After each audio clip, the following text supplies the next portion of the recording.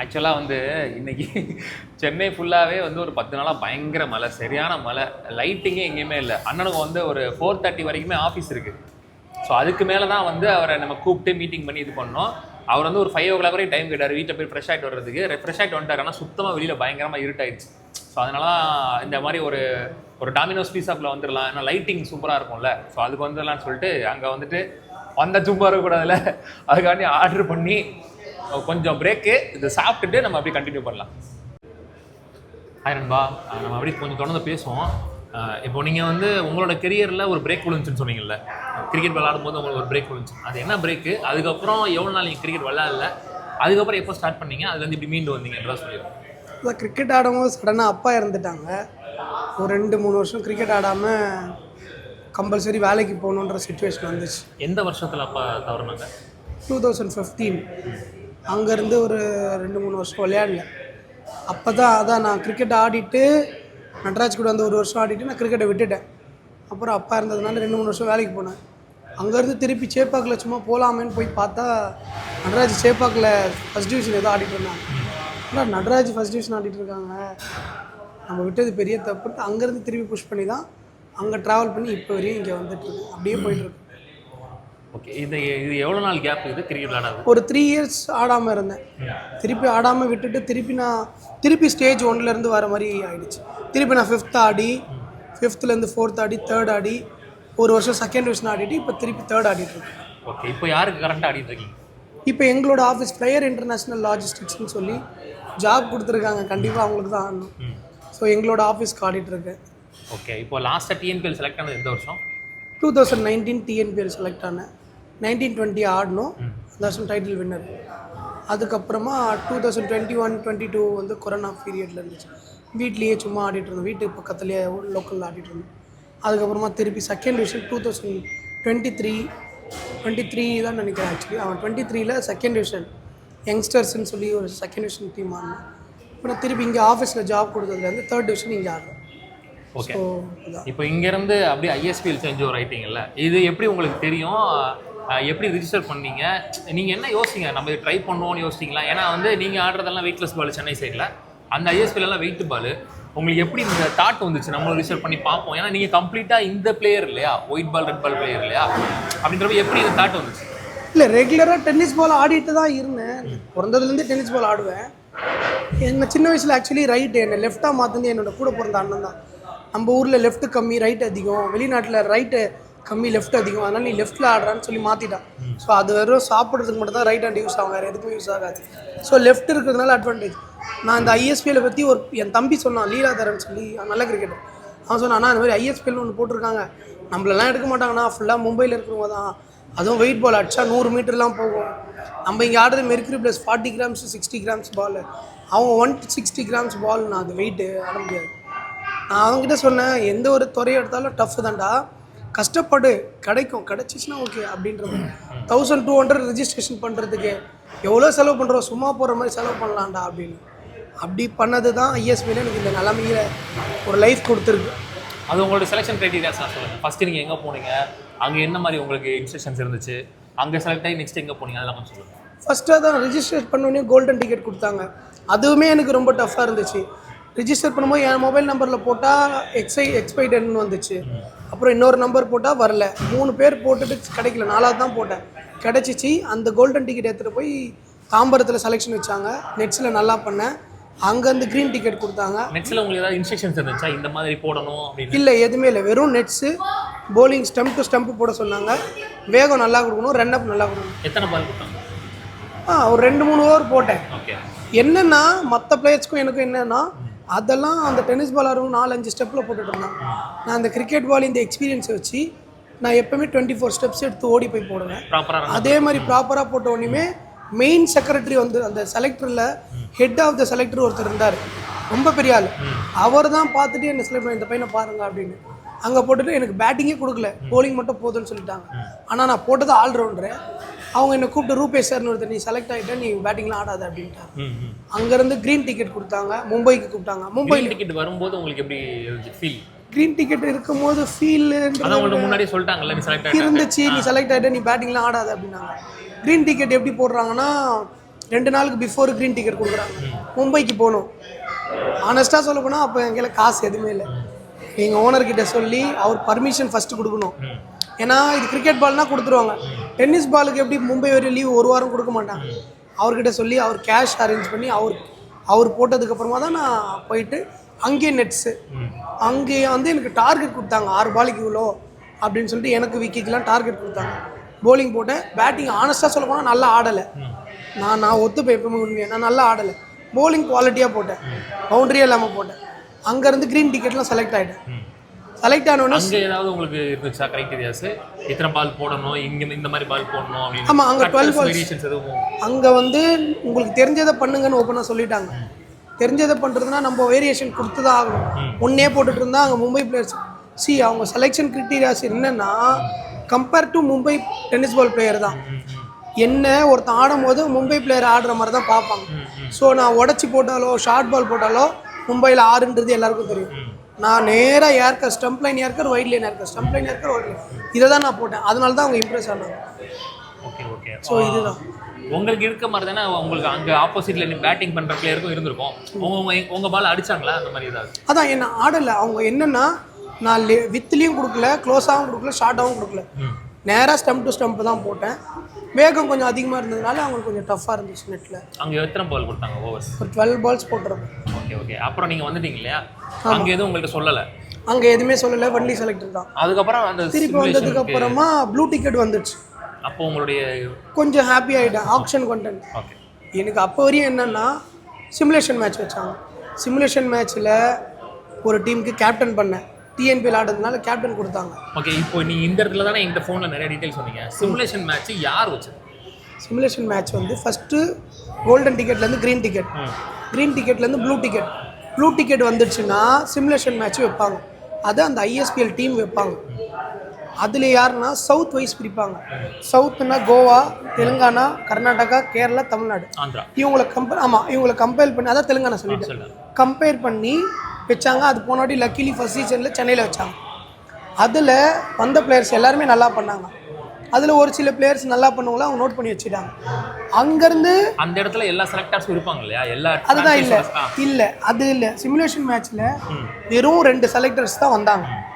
அந்த 2 செலக்டர்ஸில் யார் யார் வேணும் கேமரா 26 கேமரா வச்சு ஒருத்தர் ஒரு ஜோனில் ரெக்கார்ட் பண்ணாங்க. நான் கேப்டன் பண்ணேன். 2 ரன் அவுட் அடித்தேன். 34 ரன்னும் ஏதோ அடித்தேன்.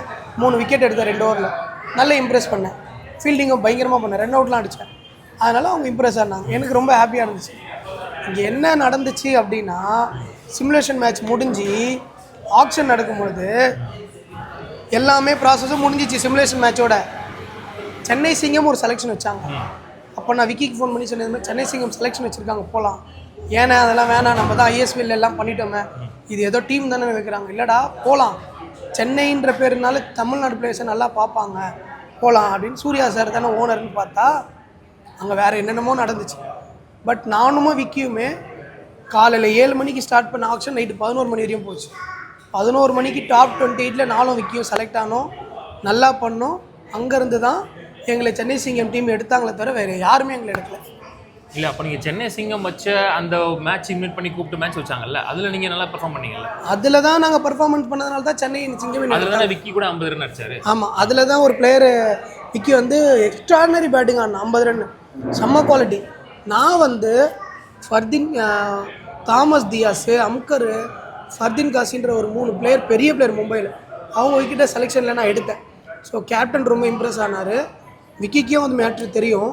விக்கியும் ஒரு 50 ரன் வச்சா. ஸோ எங்கள் தமிழ்நாடு கிரிக்கெட்டர்ஸ் நாங்கள் 2 பேருமே நல்லா பண்ணதுனால எங்கள் 2 பேரை கேப்டனும் இம்ப்ரெஸ் ஆனார், மேனேஜரும் இம்ப்ரெஸ் ஆனார், ஓனரும் இம்ப்ரெஸ் ஆனார். ஸோ அதுலேருந்து தான் எங்களை பிக் பண்ணாங்களே தவிர ஐஎஸ்பிஎல்லேருந்து எங்களை யாருமே கேட்கல. அப்படி கேட்குறதா இருந்தால் நாங்கள் அதிக அமௌண்ட்டுக்கு போயிருப்போம். ஸோ இது ஒன்று. 2வது சிமுலேஷன் மேட்ச் தான் ஃபைனல். போன வாட்டி இந்த 3 ப்ராசஸ் வச்சாங்க, இந்த வாட்டி 4 ப்ராசஸ். க்ரீன் டிக்கெட் 2 டைம்ஸ் வச்சு சிமுலேஷன் மேட்ச் வச்சுருந்தாங்க. சிமுலேஷன் மேட்ச்சில் நாங்கள் நல்லா பண்ணி இப்போ அங்கேருந்து ஆக்ஷனுக்கு ப்ளூ டிக்கெட் வந்தோம். இதுக்கப்புறம் எந்த செலெக்ஷன் எந்த மேட்ச் எதுவுமே கிடையாது. ஆக்சுவலாக நீங்கள் லாஸ்ட்டாக போன செலெக்ஷனுக்கே கேமரா வச்சிட்டாங்க இல்லையா? ஆமாம், சீசன் 2 கேமரா வச்சாங்க. ஃபர்ஸ்ட் வந்து உங்கள் லோக்கல்லே செலெக்ஷன்ஸ் இருந்துச்சு. அதுக்கப்புறம் ஏசியாவுக்கு ஹைதராபாத்தில் இருந்துச்சு, அதான் செகண்ட் லெவலு. அங்கேருந்து க்ரீன் சிமுலேஷன் இருந்துச்சு, அதான் தேர்ட் லெவலு. அதுவுமே நெட்ஸில் தான் இருந்துச்சு, ஓப்பன் நெட்ஸ் இருந்துச்சு, நெட்ஸும் இருந்துச்சு இல்லையா? இல்லை, அது லாஸ்ட் சிமுலேஷன் மேட்ச் வந்து க்ரீன் டிக்கெட் செலெக்ஷன் வந்து ஓப்பன் நெட்ஸில் இருந்துச்சு. சிமுலேஷன் மேட்ச் வந்து ப்ராப்பராக 11 பிரித்து 10 ஓவர்ஸ் மேட்ச் வச்சு ஒரு பேட்ஸ்மேனுக்கு 2 ஓவர் கொடுத்து டார்கெட் கொடுத்து 25 ரன் கொடுத்து போலர்ஸுக்கு பவுண்டரி இல்லாமல் 2 ஓவர் போடணும். ஆல்ரவுண்டர் 1 ஓவர் போடணும் பவுண்டரி இல்லாமல் 2 ஓவர் பேட்டிங் அடிக்கணும். நாங்கள் அதுலேயுமே நானும் விக்கி சம் பிளேயர்ஸ் எல்லாருமே நல்லா பண்ணியிருக்கோம். பாலா ஹரி எல்லாருமே நல்லா, மன்சூர் யுவராஜ் என் ஃப்ரெண்டு இருந்தான் தான் நல்ல ஃபாஸ்ட் பவுலர், அவனுமே போலிங் சூப்பராக போட்டிருக்கான். ஓகே ஓகே ஸோ ஓகே இதான் இப்போ வந்து லாஸ்ட்டாக இப்போ நீங்கள் போன வரைக்கும் கேமராஸ் வச்சு ஷூட் பண்ணியிருக்காங்க. இப்போ இந்த ஃபுட்டேஜஸ் தான் வந்து ஒரு டீம் ஓனர்ஸ்க்கும் டீம் செலக்டர்ஸ். ஆமாம், நாங்கள் செலெக்ஷன் நடக்கும்போது எங்ககிட்ட என்ன சொன்னாங்க செலக்டர்ஸ் வந்து இங்கே லைவ் ரிலே போயிட்டுருக்கு, நீங்கள் என்னென்ன பண்ணுறீங்களோ எல்லாமே உங்களோட ஓனர்ஸ் பார்த்துட்ருக்காங்க. ஸோ ஓனர்ஸ்னால் ஆப்வியஸ்லி அவங்களோட சப்போர்ட் ஸ்டாஃபு கோச்சஸ் தான் பார்ப்பாங்க. ஸோ அவங்க பார்த்துட்ருக்காங்க, இதுதான் உங்களோட ஃபைனல், உங்களோட 100% கொடுக்கணும், இதை நீங்கள் பார்த்துக்கோங்கன்னு சொல்லிட்டாங்க. இதுக்கப்புறம் எங்களுக்கு செலெக்ஷன் மேட்ச் எதுவுமே இல்லை. இப்போ இந்த வீடியோ ஷூட் பண்ணிட்டு இருக்கும்போது இன்னைக்கு டேட் வந்து பார்த்தீங்கன்னா 26 இல்லையா? 27 இன்னைக்கு. ஆக்சுவலாக நாளைக்கு 28. ஆனால் நாளைக்கு காலையில் 11 மணிக்கு அந்த ரிசல்ட் அனௌன்ஸ் பண்ணுறாங்க. யாரெல்லாம் வந்து ஆக்ஷனில் இருக்க போறீங்க அப்படின்ற ரிசல்ட் வந்து நாளைக்கு காலையில் அனௌன்ஸ் பண்ணுறாங்க. ஆக்சுவலாக 23 தான் மேக்ஸிமம் டேட் சொல்லியிருந்தாங்க. அன்னையிலேருந்து நானும் இவருக்கு ஃபோன் அடிச்சு கேட்டே இருக்கேன், அண்ணே ரிசல்ட் வந்து ரிசல்ட் இல்லை ப்ரோ இன்னும் வரல ப்ரோ. இவர் தான் 23 டேட்டை சொன்னார். அப்புறம் ஹரிக்கு அடிச்சு கேட்டுட்டு இருக்கேன், நிறைய பேர் கால் பண்ணி கேட்டுட்டு இருக்கேன், யாருமே தெரிலன்னு சொன்னாங்க. ஸோ இன்றைக்கி வந்து ஐஎஸ்பிஎலோட அஃபிஷியல் இன்ஸ்டாகிராம்லேயே போட்டாங்க, நாளைக்கு காலையில் 11 மணிக்கு ரிசல்ட் வர போகுதுன்னு போட்டிருக்காங்க. ஸோ யாரெல்லாம் செலக்ட் ஆகிருக்காங்கன்னு பார்க்குறது நானுமே ரொம்ப எக்ஸைட்டடாக இருக்கேன். ஐஎஸ்பிஎல் பற்றி சொல்லிடுங்க ப்ரோ. ஐஎஸ்பிஎல்லில் பிளேயர்ஸை எந்த மாதிரி செலக்ட் பண்ணுறாங்க, இதில் ஏதாவது பாலிடிக்ஸ் இருக்கா, இல்லை நார்த்துக்கு மட்டும்தான் ஃபோக்கஸ் பண்ணுறாங்களா, சவுத் சைடில் ஐஎஸ்பிஎல் எந்தெந்த மாதிரிலாம் ரூல்ஸ் இருக்குது? நீங்கள் என்கிட்ட ஃபோனில் சொன்னீங்களே இது ஐஎஸ்பிஎல் இல்லை ப்ரோ ஐபிஎல் அப்படின்ற மாதிரி சொன்னீங்கல்ல, அதுக்கு என்ன காரணம்? ஐஎஸ்பிஎல்னால் என்ன? நம்ம வந்து நம்மளை செலக்ட் பண்ணுறதுக்கான சான்ஸ் வந்து 50-50 நமக்கும் நார்த் இந்தியன்ஸ்க்கும் இருக்கா, இல்லை நம்மளை வந்து ஒரு மாதிரி ஓரம் கட்டுறாங்களா? எங்களோட டீம் ஓனர் வந்து ஆக்டர் சூர்யா, அவர் ஹியூமன் பீயிங் என்னன்னு உங்களுக்கு நல்லாவே தெரியும். என்கிட்ட பேசின வீடியோ உங்களுக்கு நான் அனுப்பியிருந்தேன். என்கிட்ட சொன்னது என்னென்னா, வந்தாரை வாழ வைக்கும் பூமின்னு சென்னைன்னு சொல்லுவோம், ஆனால் சென்னை மட்டும் இல்லைடா மும்பையும் அப்படி தான், நல்லா பார்த்துக்கினாங்க. ஆனஸ்ட்டாக மனசாட்சியத்தை சொல்கிற சூப்பராக பார்த்துக்கினாங்க. ஈவன் நான் இங்கே தமிழ்நாடு கிரிக்கெட் ஆடும்பொழுது மும்பை பிளேயர் யாருன்னா வந்து இங்கே டென்னிஸ் பால் எங்கள் கூட ஆடும்போது நான் அப்படி பார்த்து பண்ணான்னு எனக்கு தெரில, பட் எங்களை அவங்கள ரொம்ப நல்லா பார்த்துக்கினாங்க. பாலிட்டிக்ஸான்னு கேட்டால் அது எனக்கு தெரிஞ்சு கிடையாது, விக்கிக்கு தெரிஞ்சும் கிடையாது. ஏன்னா நான் நார்மலாக ஆடினேன். விக்கி ஒரு மேட்ச் ஆடும் போது அவனால் நிற்க முடியாது, கல் வயிற்றுல ஸ்டோன் இருந்துச்சு, அவனால் எழுந்து நிற்க முடியல, நான் தான் இடுப்பை பிடிச்சி தூக்கிட்டு போனேன். அவனை ஸ்கேன் எடுத்து ட்ரீட்மெண்ட் பார்த்தா அன்றைக்கி மேட்ச் ஆட வச்சாங்க. விக்கி ஆடியே ஆகணும்னு அவங்க நினச்சிருந்தா தாவித ஆட வச்சுக்கிட்டு அவன் தான் நல்லா தானே பண்ணியிருக்கான், விக்கியை ஸ்டாப் பண்ணிக்கலாம், அவனுக்கு இன்ஜுரியில் எப்படி ஆட வைப்பேன், அவனால் நிற்கவே முடியல. அவங்க கான்செப்ட் என்னென்னா, எனக்கு விக்கி பேட்டிங் ஆடும், ரைட் ஹேண்ட் பேட்டிங் வேணும் அப்படின்னாங்க. ஸோ அதனால் நல்லா பார்த்துக்கினாங்க. இது தமிழ்நாட்டில் கூட நடக்குமான்றது கேள்வி டென்னிஸ் பாலில். ஆனால் நீங்கள் நல்லா பெர்ஃபார்ம் பண்ணிட்டு இருந்தீங்க இல்லையா? ஆமாம், ஃபர்ஸ்ட் 3 மேட்ச் அவங்க ஆர்கனைசர் சைடில் என்ன இன்டர்வியூ எடுத்தாங்க. அவங்க கேட்ட கேள்வி என்னென்னா, 3 மேட்ச்சில் நல்லா பண்ணி நீங்கள் ஸ்டாப்பாக உங்களை ட்ராப் பண்ணுறாங்கன்னா செமிக்கு ஏதோ நீங்கள் பிளான் வச்சுருக்கீங்க உங்களை வச்சு அப்படின்னாங்க. நான் சொன்னேன், ஆப்வியஸ்லி எங்களோட டீம் பிளான் இருக்குது, அதை வச்சு தான் நான் ட்ராப் ஆகிறேன் அப்படின்னு தான் நான் சொல்ல முடியும். பட் எங்களோட டீம் பிளான் சீக்ரெட், அதை நான் ஓப்பனாக சொல்ல முடியாது. ஸோ அந்த பிளானுக்கு ஏற்ற மாதிரி தான் நினச்சி ஏதோ ஒன்று அன்ஃபார்ச்சுனேட்லி நாங்கள் செமி லாஸ் ஆகிட்டோம், அது ஒரு சில மிஸ்டேக். பட் இந்த வாட்டி அந்த மாதிரி இருக்காது. இது கிடைக்கும் கிடைக்காதுன்றதை நீங்களே டிசைட் பண்ணிடாதீங்க. டிஎன்பிஎல் எனக்கு கிடைக்கும் போது நான் ₹1 செலவு பண்ணல, கிடச்சிச்சு. இன்றைக்கி டிஎன்பிஎல் விளாட முடியும்னா அது எவ்வளோ பெரிய கஷ்டன்றது தமிழ்நாடு கிரிக்கெட்டருக்கு தெரியும். நான் எதுவுமே இல்லாமல் செலக்ட் ஆனேன், பொட்டன்ஷியல் இருந்துச்சு, கிடச்சிச்சு. அந்த மாதிரி தான் ஐஎஸ்பிஎல் எவனோ ஒருத்தர் சொல்லி, யாரோ என் தம்பி சொல்லி, அவன் மூலியமாக எனக்கு கிடச்சிச்சு. இதில் நான் செலக்ட் ஆவான்னு கூட நினச்சி பார்க்கல.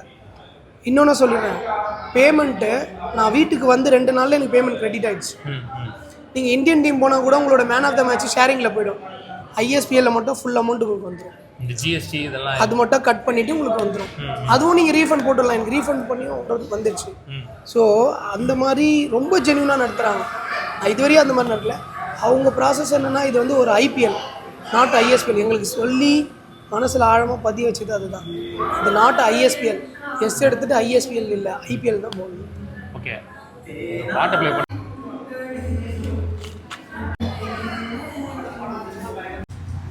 ஆக்சுவலாக என்ன ஆயிடுச்சுன்னா, உள்ளே வந்து பாட்டு போட்டாங்க, கண்ணம்மா பாட்டு போட்டாங்க. க்ரௌடு வந்துருச்சு அதிகமாக. அந்த ஃபுட்டேஜ் நீ பார்த்துருப்பீங்க. க்ரௌடு வந்தனால பாட்டு போட்டாங்க. க்ரௌடு வந்தனால போட்டாங்களா இல்லை ரொம்ப நேரமாக உள்ள வந்ததுனால எங்களை கிளப்புறக்காண்டி போட்டாங்கன்னு தெரில. ஏதோ வைதாவே இவ்வளோ நேரம் எங்களை அலோவ் பண்ணதுக்கு ரொம்ப நன்றி. Domino's pizza. அதான் ப்ரோ. நீங்க சொல்லிருங்க ப்ரோ. நீங்க என்னமோ சொல்லிட்டு இருந்தீங்க, நான் பாதியிலே கட் பண்ணிட்டேன். அதுதான் நீங்கள் ட்ரை பண்ணணும், கஷ்டம், கிடைக்குமா கிடைக்காதோ, பாலிடிக்ஸ் இருக்கோ, அதெல்லாம் எக்ஸ்பெக்டேஷன் பண்ணி பண்ணாதீங்க. எதுவாக இருந்தாலும் நம்மளோட 100% கொடுங்க. கிடைக்காது கிரிக்கெட் பார்த்துக்குவோம். நீங்கள் ரிசல்ட்டை பற்றி யோசிக்காதீங்க. நீங்கள் பண்ண வேண்டியதை பண்ணால் போதும். அது கிடைக்கல செகண்ட். அதே மாதிரி ஐஎஸ்பிஎல்ல வந்து நிறைய அப்டேட்ஸ் வந்து அவங்களோட இன்ஸ்டாகிராமில் போஸ்ட் பண்ணிட்டே இருக்காங்க. லாஸ்ட் இயர் வந்து ஒரு டீமுக்கு 1 கோடி அப்படின்றது ஃப்ரான்ச்சைஸ் எல்லாமே சேர்த்து இருந்துச்சு. அதில் வந்து பார்த்தீங்கன்னா 600 லட்சம், அதாவது 6 கோடி, 6 டீமுக்கு 6 கோடி சேர்த்து 495 லட்சத்தை அவங்க வந்து செலவு பண்ணியிருக்காங்க. அதாவது கிட்டத்தட்ட 5 கோடியை வந்து பிளேயர்ஸ்க்காகவே செலவு பண்ணியிருக்காங்க. ஸோ அந்த டீம் மேனேஜ்மெண்ட் எங்களை ரொம்ப நல்லா பார்த்துக்கிட்டாங்கன்னு ப்ரோ தாவித் ப்ரோ சொல்லியிருந்தாரு.